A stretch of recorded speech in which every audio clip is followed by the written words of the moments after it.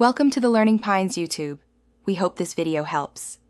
In this video, I will explain how to learn Anatomy Procreate updated. Open Procreate and set up a layered canvas at high resolution before you begin sketching. Start with simple bone structures, then add muscles, and practice proportions on every sketch.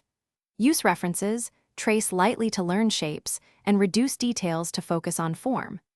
Repeat short studies daily and review progress weekly to build lasting visual memory and confidence consistently.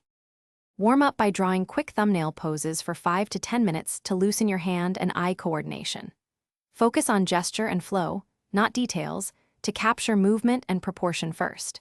Break the body into simple shapes like cylinders, spheres, and boxes to understand orientation in space.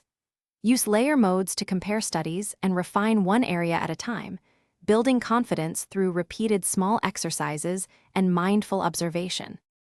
Start learning muscles by grouping them into functional units and focusing on how they attach to bones and affect surface form. Study clear references and do one muscle group per study session to avoid overload.